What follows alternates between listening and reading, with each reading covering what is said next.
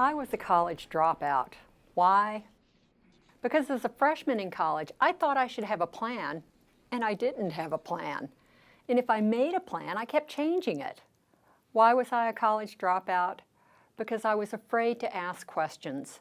Even though faculty tried to talk to me, I was too afraid to tell them I did not know what I wanted to do. So I dropped out. I worked for 8 years and collected a variety of skill sets I never expected to get. I worked for an insurance company, a linguistics organization, a car repair shop, and when I wanted to make more money so that I could go back to college, I became a logger. Not to denigrate the profession, but logging was not an optimal career given my skills and talent. It did help me make a lot of money. I thought when I went back I wanted to major in English literature, but I took a few courses, one of which was trigonometry. That was it. I was hooked on mathematics. I immediately registered for Calculus 1 on the main campus that was 40 miles away. I commuted on my Harley-Davidson motorcycle. I'd walk into class, Harley helmet under my arm, sat in front and took notes, did homework. I studied for all I was worth and made D's on my first 2 exams. And the professor pointedly embarrassed me in class when I asked a question about an unfamiliar algebra technique. Now what? I got help. I found a classmate that studied with me.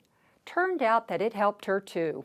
I got 98s and 99s from that point on, and at the end of the term, that same professor recommended me for a full ride scholarship. In retrospect, I wish I had not dropped out before. When I came back, I knew I was at a disadvantage. So I wasn't in it for the grade, I was in it for the knowledge. The grades followed easily. I didn't have to be the best to pursue my desire.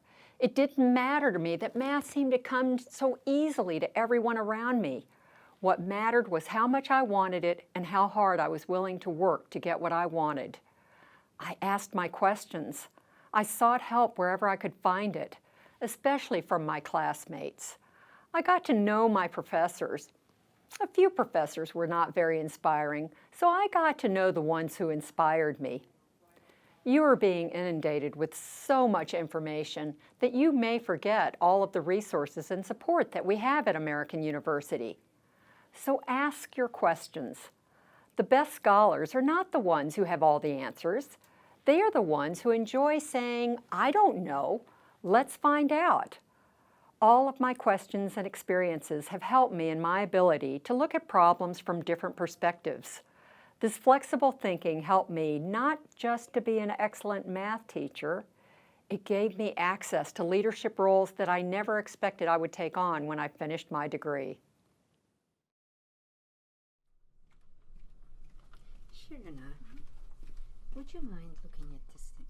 As the first child of a young mother, a woman living in a small Turkish town and denied further education by her father, I had a message ingrained in my young mind.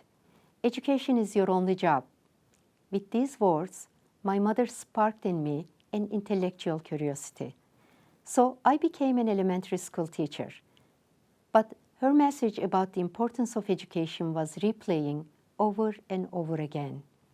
I entered the top university in political sciences and economics. After graduating, I began working for the Turkish government as a research economist. During the first month of my career, I had the itch again. What else can I do to keep learning? I enrolled at the British Council in Ankara, a move that exhausted almost all my undersized government salary.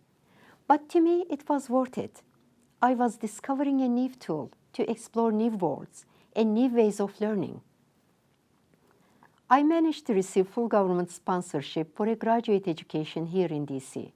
With a graduate degree in economics, I would naturally look for work at financial institutions or organizations, right? No, instead, I chose the education field here at AU. That's where I still hear my mother's message to my young self replaying each and every day. But now I can do more about it. I took advantage of AU's classes and skills institutes and earned a graduate certificate in cross-cultural communication. I created programs and workshops for students and professionals. and even published a cookbook to enhance the AU community spirit. I provided leadership to various US and foreign government representatives to promote international education and cultural understanding. I play the role of student every day when interacting with my own students, who come from all over the world. My diverse education and experiences provided me with unique, transferable skills that allow me to make a positive impact in my work. My teacher education came in handy when I needed to explain the intricacies of a US education to people from outside the system, or I needed to interpret and convey important federal government regulations to my students. My background in political sciences and economics was incredibly helpful when I was on the road for 8 years, marketing an AU education as a valuable investment. I routinely take advantage of the transferable skills I gained from teaching, research, economics, and politics when I manage expectations or crises at work. In addition, having lived an immigrant life in a new world provided me with skills that I did not know I had before. These skills are resilience, flexibility, and cultural understanding, and I depend on them every day. In short, it's not what you study, but how you use your knowledge and transferable skills to do something you find fulfilling, something that matters. For me, it all came together in my job in education here at AU.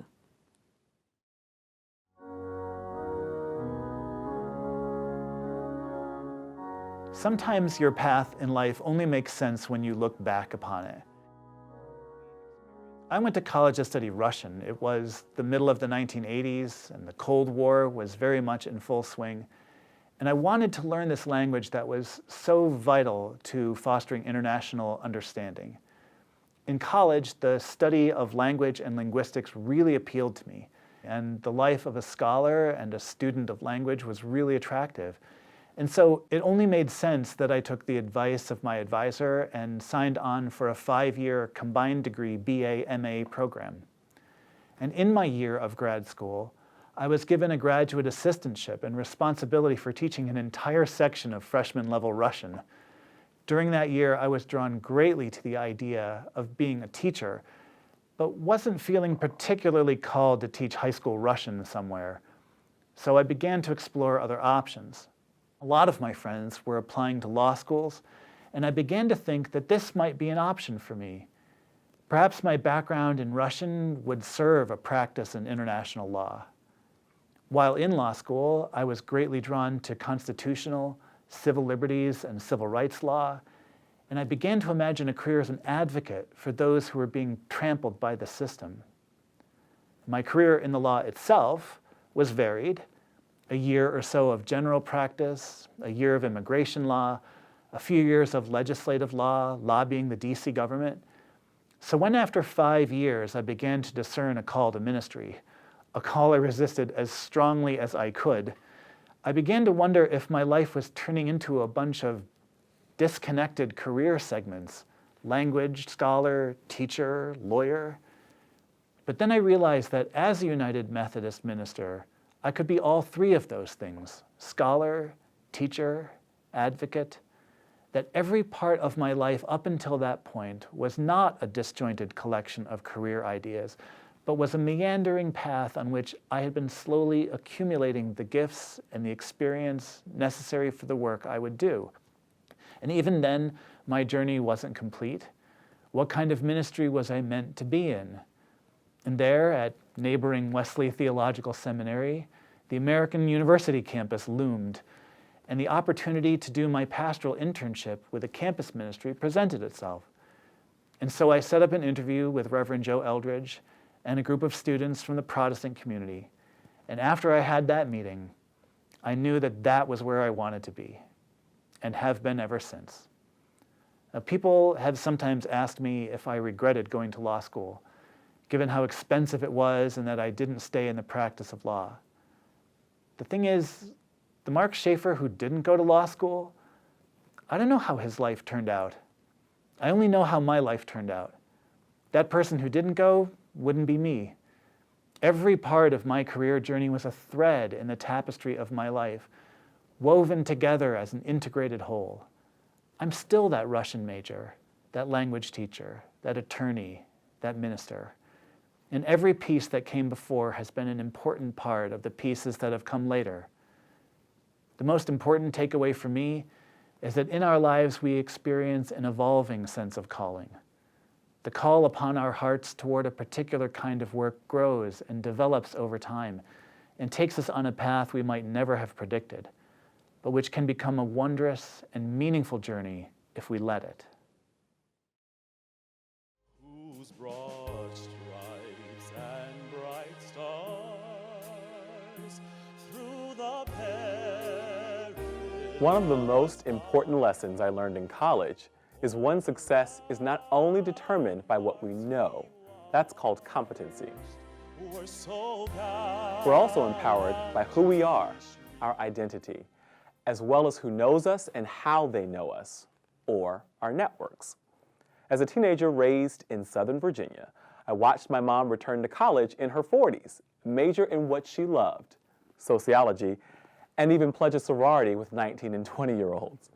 So by the time I decided where I wanted to go and figured out the finances to get there, I knew that I too would major in what I loved, and that's music. My undergraduate degree is a Bachelor of Music in Voice Performance. Voice lessons, music theory and history, performance and voice pedagogy classes, the works. I was training to be a professional opera singer and recitalist, or so I thought. See, the power of the college experience, I started meeting people, inspiring and encouraging people who saw my natural tendencies to organize, engage with groups, and be in front of the crowd. I joined a fraternity my sophomore year, worked full-time as a cheer instructor and part-time in student activities, and volunteered everywhere possible. It was in college where I learned more about my personal strengths and discovered my values, all supported by a community of teachers, administrators, club advisors, and even older college students. By the time graduation came, I knew my career trajectory had changed, due in part to having a better sense of who my whole self was. I wanted to work in higher education and do for others what had been done for me. I applied to over 100 jobs in my last semester of college, and it wasn't until I interviewed for an analyst position with an education nonprofit that I saw the power of networking at play. The hiring officer was impressed by the interview, but that's not why she hired me. When we were leaving, she walked me around to meet some of the current employees. Lo and behold, one of them was a member of the sister sorority to my fraternity. She watched our exchange, and after I left, I got an on-the-spot reference from her. I was called 2 days later with a job offer. 1 year later, I secured my first position in higher education with the help of another informal reference, this time from a former student activities advisor. I share this story for two reasons. The first, college helped me to discover more parts of my identity than just being a singer. And second, with the power of a positive network, you really can do anything.